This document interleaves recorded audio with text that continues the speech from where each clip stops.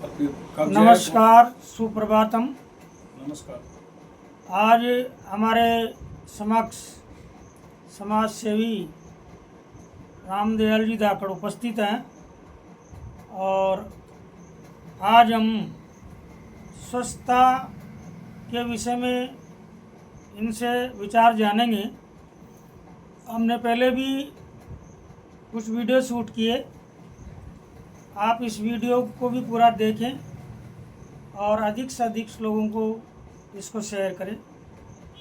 तो आज हम जानते हैं कि स्वच्छता का क्या अभिप्राय है।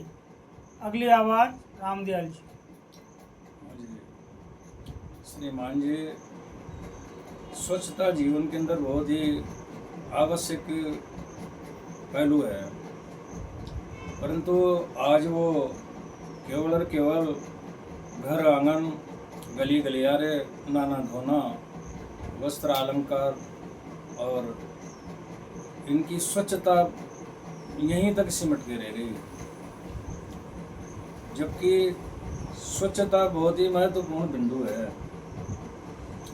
ये दो प्रकार से मानी गई है हमारी वेदोक्त रीति से।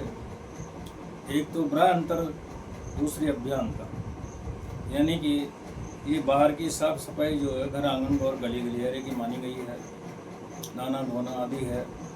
लेकिन अभ्यंतर जो स्वच्छता है वो अधिक तरलतम है। जीवन के एक तरह से मूल्यों को उत्कृष्ट बनाने वाली स्वच्छता है कि उस स्वच्छता के बगैर मनुष्य अपने जीवन के उद्देश्य तक नहीं पहुंच सकता। लेकिन आज वो सिमट कर यहीं तक सीमित है और सरकारें भी जो है यहीं तक ही कार्य कर रही हैं। परंतु ये बहुत ही महत्वपूर्ण विचारणीय बिंदु है कि हमारी आंतरिक स्वच्छता जब तक नहीं होगी तब तक हमारा जीवन असफल ही रहेगा और सफलता हाथ नहीं लगेगी। क्योंकि प्राय हम ये सब जानते हैं कि रोग अंदर से उत्पन्न होता है, रोग पेट से उत्पन्न होता है और पेट की अगर हम स्वच्छता नहीं बरतेंगे, पेट की साफ सफाई नहीं करेंगे तो हम जरूर रोगी होंगे और हमारी स्वच्छता आवश्यक है पेट की। इसी प्रकार से विचारों की है। अगर विचार भी हमारे अस्वच्छ होंगे, गंदे होंगे तो जीवन उसी ओर हमारा मुड़ जाएगा और हम गलत कामों में लग जाएंगे। इसलिए हमारे वेद शास्त्रों के अंदर भी इस स्वच्छता के दो मानक तय किए हैं।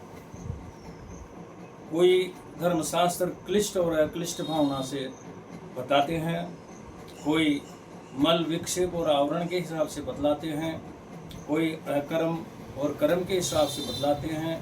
लेकिन हर जगह दो ही विषयों पर उल्लेख होता है, क्योंकि ये जगत दो तत्वों की उत्पत्ति है। प्रथम प्रकृति है और दूसरा चेतन जीवात्मा है। प्रकृति जड़ पदार्थ है और जीव चेतन पदार्थ है, चेतन तत्व है। और इन दोनों के योग से ये शरीर हमारा जो दिखाई देने वाला है ये है। इसमें तीसरा योग उस परमात्मा का है जो सत्य, चित और आनंद और ज्ञानेंद्र जिसको कहते हैं, जो सर्व शक्तियों से संपन्न है, जिसे संकल्प शक्ति और एक तरह से अपने संकल्प मात्र से ही वो अपने ज्ञान और कला कौशल और विज्ञान के द्वारा ये शरीर की जो रचना करी है, ये शरीर इस जीव का एक साधन मात्र है। और कहा भी है साधन धाम मोक्ष कर द्वारा, यानी यही के द्वारा साधना जो करी जाती है उसी से मनुष्य लोक और परलोक में या 84 में आना जाना, दुख और सुख भोगना इसी के माध्यम से होता है। तो अति आवश्यक वस्तु है कि हम सबसे ज़्यादा आंतरिक स्वच्छता पे ध्यान दें। स्वच्छता बाहर की भी होनी चाहिए, लेकिन आंतरिक स्वच्छता एक जीवन को उत्कृष्ट गति प्रदान करने वाली है और मोक्षदायिनी भी है। तो हमें आंतरिक स्वच्छता में, जैसे हमारे वेद वाणी में लिखा है आहार शुद्धो सत्व शुद्धो सत्व शुद्धो ध्रुवा स्मृति। कहने का तात्पर्य यह है कि बाहरी सुरक्षा तो हम ना धो करके सर्फ साबुन ब्रश आदि से गंदगी निकाल लेते हैं, लेकिन आंतरिक सुरक्षा में किसी प्रकार का हाथ या ब्रश या सर्फ साबुन ही प्रयोग नहीं होता।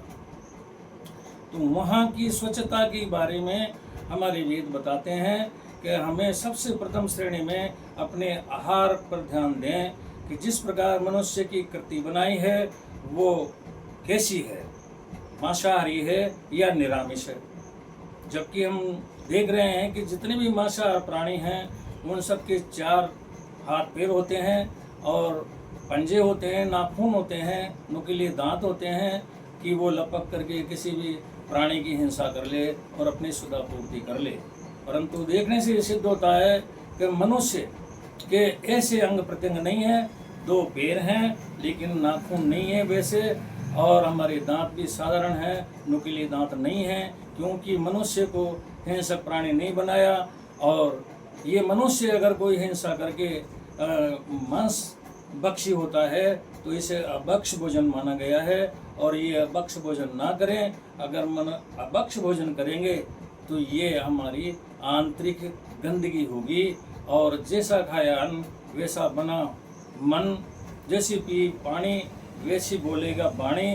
इन बातों पर अमल करे और निरामिष रहे और शाकाहार भोजन करे। ये मनुष्य का भोजन है, ये हमारे पेट की आंतरिक सफाई है। तो ऐसी सफाइयों पे ध्यान दे कि वो अपेय पदार्थ ना पिए, जो पीने की वस्तु है वही पिए, जो खाने की वस्तु है मनुष्य के लिए वही खाए, जो विचार होना चाहिए मनुष्य के लिए वैसा ही विचारे, जो मनुष्य के लिए जैसा देखना है वैसा ही देखे। तो इस प्रकार से हमारे जो अंग प्रत्यंग जो साधन दिए हैं, इन साधनों का उचित प्रयोग करे और आंतरिक सफाई करे, और तब तो कहीं वो भीतर से स्वच्छ हो सकता है और रोगों का निदान हो सकता है और अच्छे विचारों की खान हो सकता है। ये आंतरिक स्वच्छता कही गई है। तो ये आपने विचार स्वच्छता पर सुने, यानी हमें अंदर और बाहर दोनों की स्वच्छता चाहिए। यदि हम बाहरी रूप से तो बढ़िया नहा धो के तैयार रहे, लेकिन अगर हमारे अंदर ऐसे विचार चल रहे हैं जो नकारात्मक शक्तियों को जन्म देते हैं तो हम निरोगी नहीं रह सकते। इसलिए मैं अंदर और बाहर दोनों की स्वच्छता चाहिए। ये वीडियो अधिक से अधिक लोगों तक पहुंचाएं, और फिर हम किसी अगले वीडियो और नए प्रसंग के साथ मिलते हैं। जय श्री राम।